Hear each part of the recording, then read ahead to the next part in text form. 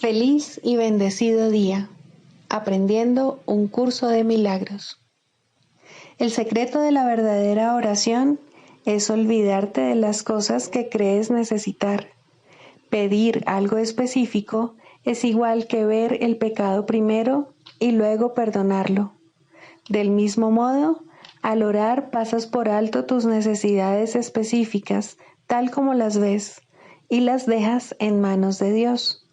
Ahí se convierten en los regalos que le haces, pues le dicen que no antepondrás otros dioses a Él, ni que quieres otro amor que el suyo. Este libro es un comienzo, no un final.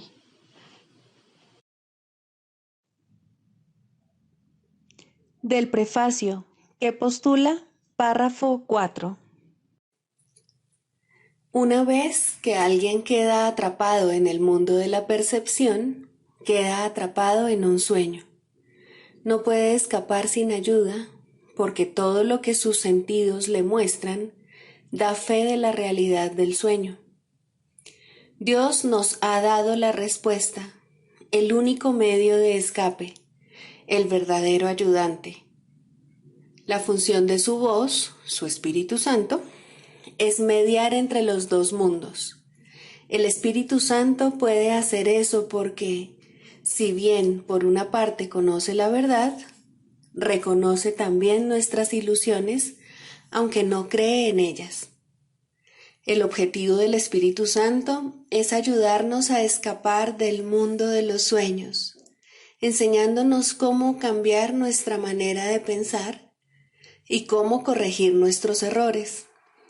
El perdón es el recurso de aprendizaje excelso que el Espíritu Santo utiliza para llevar a cabo ese cambio en nuestra manera de pensar.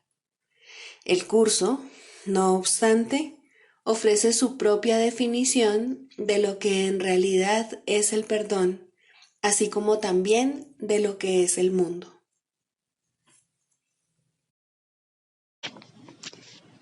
Introducción. Este es un curso de milagros, es un curso obligatorio. Solo el momento en que decides tomarlo es voluntario. Tener libre albedrío no quiere decir que tú mismo puedas establecer el plan de estudios. Significa únicamente que puedes elegir lo que quieres aprender en cualquier momento dado. Este curso no pretende enseñar el significado del amor, pues eso está más allá de lo que se puede enseñar. Pretende, no obstante, despejar los obstáculos que impiden experimentar la presencia del amor, el cual es tu herencia natural. Lo opuesto al amor es el miedo, pero aquello que todo lo abarca no puede tener opuestos. Este curso puede, por lo tanto, resumirse muy simplemente de la siguiente manera. Nada real puede ser amenazado. Nada irreal existe. En esto radica la paz de Dios.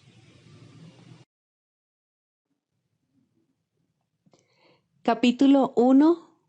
El significado de los milagros. Primero, principios de los milagros. Principio 23. Los milagros reorganizan la percepción y colocan todos los niveles en su debida perspectiva. Esto cura, ya que toda enfermedad es el resultado de una confusión de niveles. Capítulo 3. La percepción inocente. 7. Crear en contraposición a fabricar una imagen propia. Todo sistema de pensamiento tiene que tener un punto de partida. Empieza ya sea creando o fabricando, diferencia esta a la que ya hemos hecho referencia. La semejanza entre ambas cosas reside en el poder que tienen como cimientos. Su diferencia en lo que descansa sobre ellas. Ambas son piedras angulares de sistemas de creencias por las que uno rige su vida. Creer que un sistema de pensamiento basado en mentiras es débil es un error. Nada que un hijo de Dios haya hecho carece de poder. Es esencial que te des cuenta de esto, pues, de lo contrario, no podrás escapar de la prisión que tú mismo has construido. No puedes resolver el tema de la autoridad menospreciando el poder de tu mente. Hacer esto es engañarte a ti mismo y ello te hará daño porque realmente comprendes el poder de la mente. Comprendes también que no puedes debilitarla de la misma manera en que tampoco puedes debilitar a Dios. El diablo es un concepto aterrador porque parece ser sumamente poderoso y sumamente dinámico. Se le percibe como una fuerza que lucha contra Dios por la posesión de sus creaciones. El diablo engaña con mentiras y erige reinos en los que todo está en directa oposición a Dios. Sin embargo, atrae a los hombres en vez de repelerlos, y éstos están dispuestos a venderle sus almas a cambio de regalos sin ningún valor. Esto no tiene ningún sentido. Hemos hablado ya de la caída o separación, mas su significado tiene que comprenderse claramente. La separación es un sistema de pensamiento que, si bien es bastante real en el tiempo, en la eternidad no lo es en absoluto.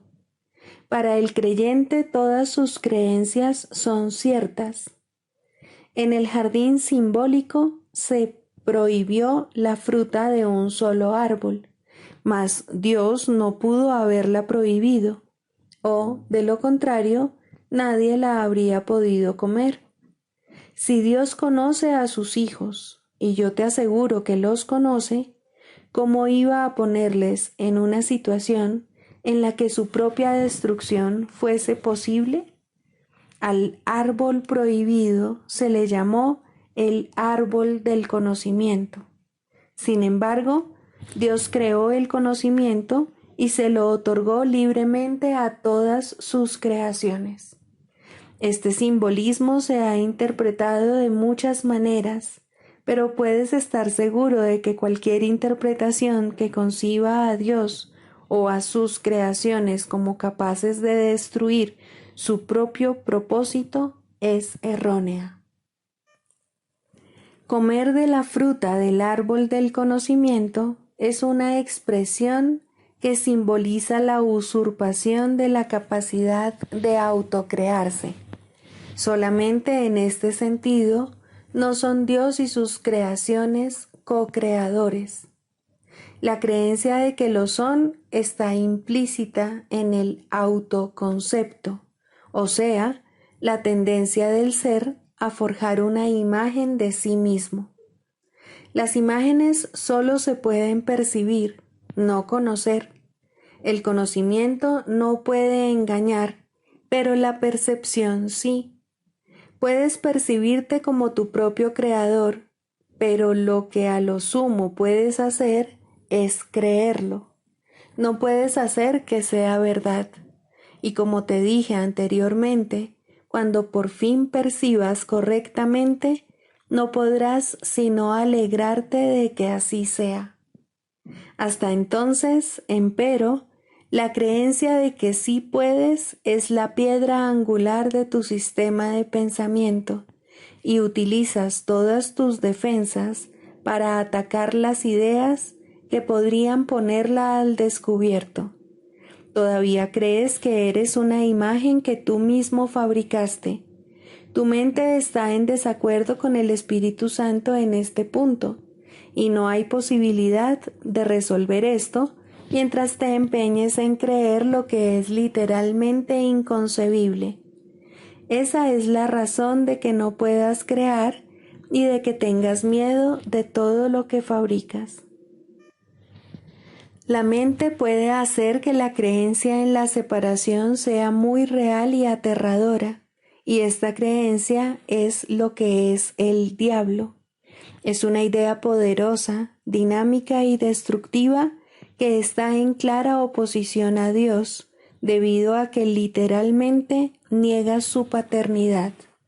Examina tu vida y observa lo que el diablo ha hecho, pero date cuenta de que eso que ha hecho se desvanecerá completamente a la luz de la verdad, ya que su cimiento es una mentira. El hecho de que Dios te haya creado constituye el único cimiento que no puede ser debilitado, ya que la luz se encuentra en él. Tu punto de partida es la verdad y tienes que retornar a tu origen. Mucho se ha visto desde entonces, pero en realidad no ha ocurrido nada. Tu ser no ha dejado de estar en paz, a pesar de que tu mente esté en conflicto. Todavía no has retornado lo suficiente y de ahí que tengas tanto miedo. A medida que te acercas a tu origen, experimentas el miedo a la destrucción de tu sistema de pensamiento como si se tratase del miedo a la muerte, pero la muerte no existe. Lo que existe es la creencia en la muerte. La rama que no da fruto será cortada y se secará. Alégrate de que sea así. La luz brillará desde la verdadera fuente de la vida y tu forma de pensar quedará corregida. No puede ser de otra manera. Tú, que tienes miedo de la salvación, estás eligiendo la muerte. Vida y muerte, luz y obscuridad, conocimiento y percepción son conceptos irreconciliables. Creer que se pueden reconciliar es creer que Dios y su Hijo no pueden reconciliarse. Solo la unicidad del conocimiento está libre de conflicto. Tu reino no es de este mundo, porque te fue dado desde más allá de él. La idea de un problema de autoridad tiene sentido únicamente en este mundo. Al mundo no se le abandona mediante la muerte, sino mediante la verdad. Y la verdad solo la pueden conocer aquellos para quienes el reino fue creado y por quienes espera.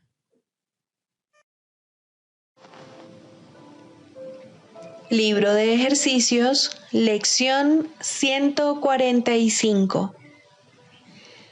Mi mente alberga solo lo que pienso con Dios. Más allá de este mundo, hay un mundo que deseo.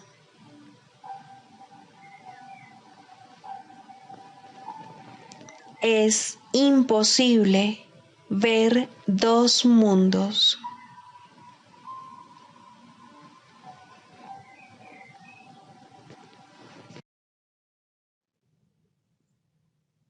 Del manual para el maestro, pregunta 4. ¿Cuáles son las características de los maestros de Dios? 5. Júbilo. El júbilo es el resultado inevitable de la mansedumbre. La mansedumbre significa que el miedo es ahora imposible. ¿Qué podría entonces obstaculizar el júbilo? Las manos abiertas de la mansedumbre están siempre colmadas. Los mansos no experimentan dolor, no pueden sufrir. ¿Cómo no habrían de ser felices? Están seguros de que son amados y de que, por lo tanto, están a salvo. El júbilo va unido a la mansedumbre, tan inevitablemente como el pesar acompaña al ataque. Los maestros de Dios confían en Él y están seguros de que su Maestro va delante de ellos, asegurándose de que no les acontezca ningún daño. disponen de sus dones y siguen su camino, porque la voz de Dios los dirige en todo. El júbilo es su himno de gratitud, y Cristo los contempla también con agradecimiento. La necesidad que Él tiene de ellos es tan grande como la que ellos tienen de Él. Qué gozo tan inmenso compartir el propósito de la salvación.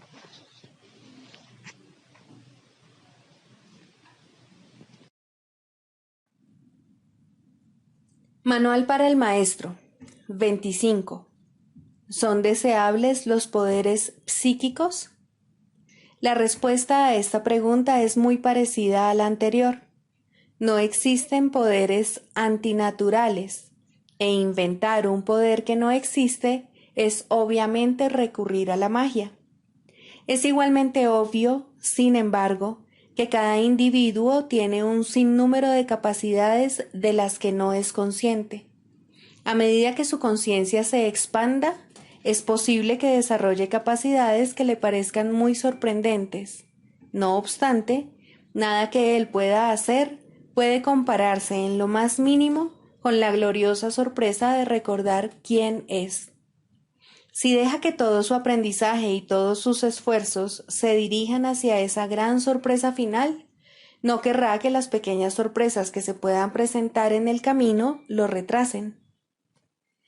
Ciertamente hay muchos poderes psíquicos que están claramente de acuerdo con los postulados de este curso. La comunicación no se limita únicamente a la reducida gama de canales que el mundo reconoce. Si así fuese, no tendría objeto tratar de enseñar la salvación. Sería imposible hacerlo. Los límites que el mundo le impone a la comunicación son los mayores obstáculos para una experiencia directa del Espíritu Santo, quien siempre está aquí y cuya voz está siempre presta a ser oída. Estos límites se establecen por miedo, pues sin ellos, las paredes que circundan todos los lugares separados del mundo se derrumbarían ante el santo sonido de su voz. Aquel que de alguna manera trasciende estos límites está simplemente volviéndose más natural. No está haciendo nada especial y no hay nada mágico en sus logros. Las capacidades aparentemente nuevas que se pueden adquirir en el camino hacia Dios pueden ser muy útiles. Cuando se le entregan al Espíritu Santo y se usan bajo su dirección, se convierten en recursos de enseñanza muy valiosos. Ante esto, la cuestión de cómo surgen es irrelevante. Lo único que hay que tener en cuenta es el uso que se les da. Si se consideran como fines en sí mismas, independientemente de cómo se haga esto, el progreso se demorará. Su valor no reside tampoco en que prueben nada, ni en que sean logros del pasado, conexiones insólitas con lo invisible o favores especiales de Dios. Dios no hace favores especiales, y nadie tiene ningún poder que los demás no posean. La posesión de poderes especiales solo se puede demostrar mediante el uso de trucos mágicos. Nada que sea genuino se puede usar para engañar. El Espíritu Santo es incapaz de engañar y solo puede valerse de capacidades genuinas. Lo que se usa con fines mágicos no le sirve a él, y lo que él usa no se puede emplear para la magia. Existe, sin embargo, una atracción especial por las capacidades poco usuales que las hace curiosamente tentadoras. Estos poderes son los que el Espíritu Santo quiere y necesita, mas el ego ve en estos mismos poderes una oportunidad para vanagloriarse. Cuando los poderes se convierten en debilidades, es ciertamente trágico.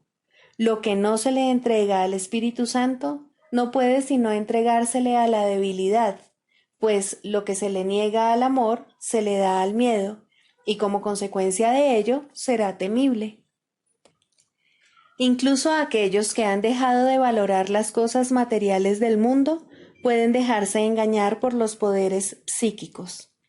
Al dejar de interesarse por los regalos materiales del mundo, el ego se ve seriamente amenazado, mas todavía puede ser lo suficientemente fuerte como para recobrarse valiéndose de esta nueva tentación a fin de recuperar su fuerza mediante el engaño. Muchos en esta situación no se han percatado de las defensas del ego, si bien no es que éstas sean precisamente sutiles. Sin embargo, mientras se tenga el más mínimo deseo de ser engañado, el engaño se producirá fácilmente. Ahora el poder deja de ser una facultad genuina y ya no se puede contar con él. Es casi inevitable que el individuo refuerce las incertidumbres que tiene acerca de su poder, engañándose cada vez más a sí mismo, a no ser que cambie de parecer con respecto a su propósito. Cualquier capacidad que alguien desarrolle tiene el potencial de hacer bien. En esto no hay excepciones. Y cuanto más insólito e inesperado sea el poder, mayor será su potencial para ayudar. La salvación tiene necesidad de todas las capacidades, pues lo que el mundo quiere destruir, el Espíritu Santo lo quiere restaurar. Se han usado las facultades psíquicas para invocar al demonio, lo cual no hace otra cosa que reforzar al ego. Mas estas facultades pueden ser también un canal de esperanza y curación si se ponen al servicio del Espíritu Santo.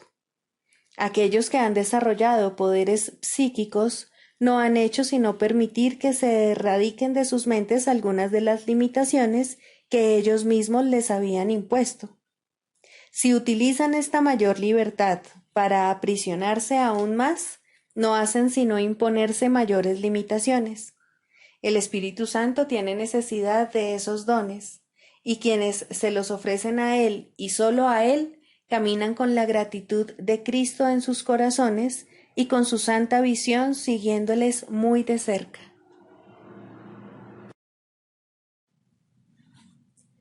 Manual para el Maestro. Clarificación de términos. 6. El Espíritu Santo. Jesús es la manifestación del Espíritu Santo, a quien Él invocó para que descendiese sobre la tierra después de su ascensión al cielo, es decir, después de haberse identificado completamente con el Cristo, el Hijo de Dios tal como Él lo creó.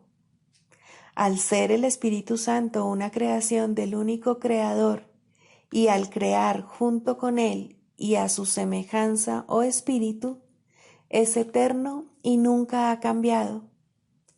Fue invocado para que descendiese sobre la tierra, en el sentido de que entonces se hizo posible aceptarle y escuchar su voz. Su voz es la voz de Dios y, por lo tanto, ha adquirido forma. Dicha forma no es su realidad, la cual solo Dios conoce junto con Cristo, su verdadero Hijo, quien es parte de Él. Al Espíritu Santo se le describe a lo largo del curso como aquel que nos ofrece la respuesta a la separación y nos trae el plan de la expiación, al asignarnos el papel especial que nos corresponde desempeñar en dicho plan y mostrarnos exactamente en qué consiste. Él ha designado a Jesús como el líder para llevar a cabo su plan, ya que Jesús fue el primero en desempeñar perfectamente su papel. Se le ha dado pleno poder en el cielo y en la tierra, y lo compartirá contigo cuando tú hayas desempeñado el tuyo. El principio de la expiación le fue dado al Espíritu Santo mucho antes de que Jesús lo pusiese en marcha. Al Espíritu Santo se le describe como el último vínculo de comunicación que queda entre Dios y sus hijos separados. A fin de llevar a cabo esta función especial, Él ha asumido una doble función. Goza de conocimiento porque es parte de Dios, percibe porque fue enviado para salvar a la humanidad. Él es el gran principio corrector, el portador de la verdadera percepción, el poder intrínseco de la visión de Cristo. Él es la luz en la que se percibe el mundo perdonado, en el que solamente puede verse la faz de Cristo. Él nunca se olvida del Creador ni de su creación. Él nunca se olvida del Hijo de Dios. Él nunca se olvida de ti. Te brinda el amor de tu Padre en un eterno resplandor que nunca será extinguido, porque Dios mismo lo depositó ahí. El Espíritu Santo mora en la parte de tu mente, que es parte de la mente de Cristo. Él representa a tu ser y a tu Creador, quienes son uno. Habla por Dios y también por ti, ya que está unido a ambos. Por consiguiente, Él es la prueba de que ambos son uno solo. El Espíritu Santo parece ser una voz, pues de esa forma es como te comunica la palabra de Dios. Parece ser un guía por tierras lejanas, pues esa es la clase de ayuda que necesitas. Y también parece ser cualquier cosa que satisfaga las necesidades que creas tener. Pero Él no se engaña cuando te percibes a ti mismo atrapado por necesidades que no tienes. De ellas es de las que quiere liberarte. De ellas es de las que quiere ponerte a salvo. Tú eres su manifestación en este mundo. Tu hermano te invoca para que seas su voz junto con él. Por sí solo no puede ser el ayudante del Hijo de Dios, pues por sí solo no tiene ninguna función. Pero unido a ti es el resplandeciente Salvador del mundo, cuyo papel en la redención de éste tú has completado. Él te da las gracias a ti y a tu hermano, pues te elevaste con él cuando él empezó a salvar al mundo, y estarás con él cuando el tiempo haya cesado y ya no quede ni rastro de los sueños de rencor en los que bailabas al compás de la exangüe música de la muerte, pues en su lugar se oirá el himno a Dios por unos momentos más, y luego ya no se oirá más la voz, ya que no volverá a adoptar ninguna forma, sino que retornará a la eterna amorfía de Dios. Primero, los límites en la psicoterapia. El resultado ideal, no obstante, rara vez se alcanza. La terapia comienza con el entendimiento de que la sanación es de la mente y en psicoterapia los que creen esto ya se han acercado entre sí. Puede ser que no lleguen mucho más lejos, pues nadie aprende más allá de su disposición. Sin embargo, los niveles de disposición cambian y cuando el terapeuta o el paciente han alcanzado el siguiente, se les ofrecerá una relación que se adapta a su cambiante necesidad. Tal vez se unan de nuevo y avancen en la misma relación, haciéndola más santa. O tal vez cada uno de ellos se adentrará en otro compromiso. Ten por seguro, cada uno de ellos progresará. Los retrocesos son temporales. La dirección general es de progreso hacia la verdad. La psicoterapia de por sí no puede ser creativa. Este es uno de los errores que el ego fomenta, que es capaz de verdadero cambio y, por consiguiente, de verdadera creatividad.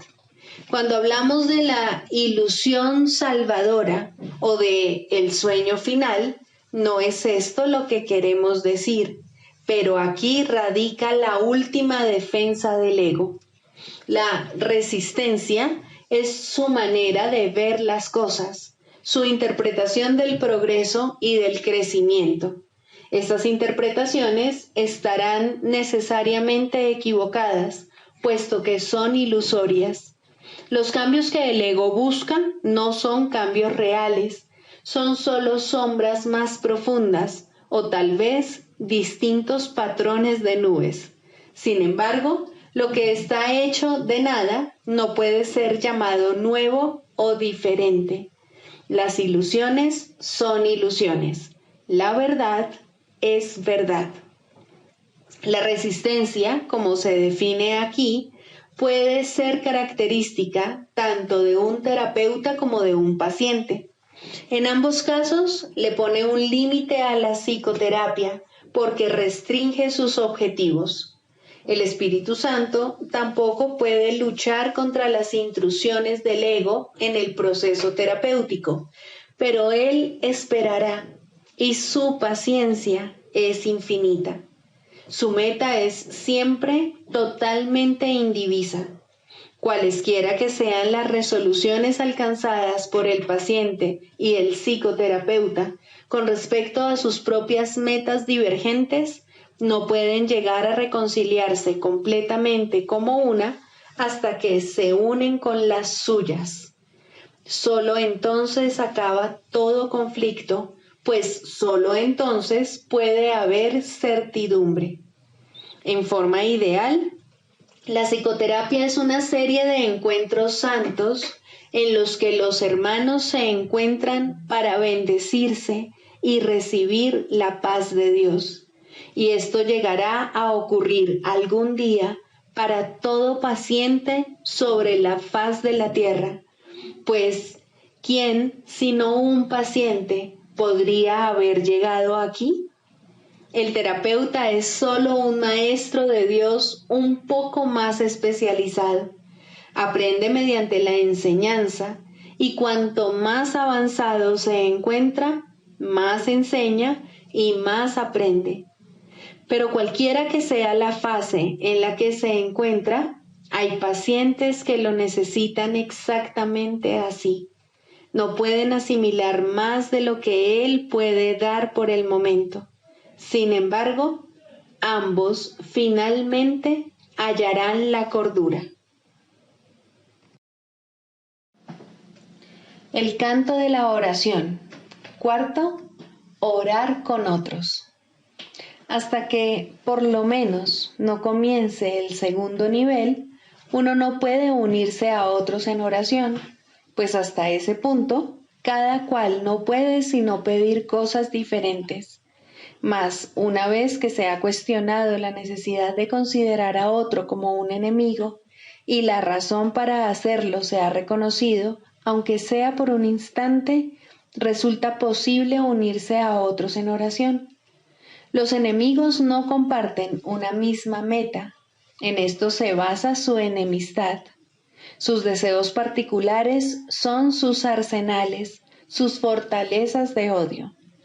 La clave para alcanzar un nivel aún más alto de oración radica en este sencillo pensamiento, en este cambio de mentalidad. Tú y yo caminamos juntos. Ahora es posible ser de ayuda en la oración y de esta manera tú mismo podrás subir un peldaño más. Con este paso se inicia el ascenso más rápido, pero todavía quedan muchas lecciones por aprender. El camino está libre y despejado y hay motivos para sentirse esperanzado. Aún así, es posible que al comienzo lo que piden, incluso aquellos que se unen en oración, no sea la meta a la que la oración debería realmente aspirar. Incluso pueden pedir cosas juntos y así dar lugar a la ilusión de que comparten una misma meta. Pueden pedir juntos cosas específicas sin darse cuenta de que están pidiendo efectos sin causas, y esto no se les puede dar, pues nadie puede recibir tan solo efectos implorándolos a una causa de la que no provienen. De modo que incluso unirse a otros no es suficiente si los que oran juntos no preguntan, ante todo, ¿cuál es la voluntad de Dios? Solo de esta causa puede proceder la respuesta en la que todo lo específico se satisface y todos los deseos particulares se unifican. Orar por cosas específicas es pedir que de alguna manera el pasado se repita. Lo que antes se disfrutó o pareció disfrutarse, y lo que era de otro y él parecía amar, no son sino ilusiones del pasado. El objetivo de la oración es liberar el presente de su encadenamiento a las ilusiones del pasado y que la deje ser un remedio que se escoge libremente para corregir cada elección errónea que se haya tomado. Lo que la oración puede ofrecer ahora excede en tal medida todo cuanto antes pedías, que sería una lástima que te contentases con menos. Cada vez que oras, estás eligiendo tener nueva oportunidad. La sofocarías y encarcelarías en viejas prisiones cuando ha llegado la oportunidad de liberarte de todas ellas a la vez. No restrinjas tu pedir. La oración puede traer la paz de Dios. ¿Qué cosa ligada al tiempo podría darte más que esto durante el breve lapso que perdura antes de desmoronarse en polvo?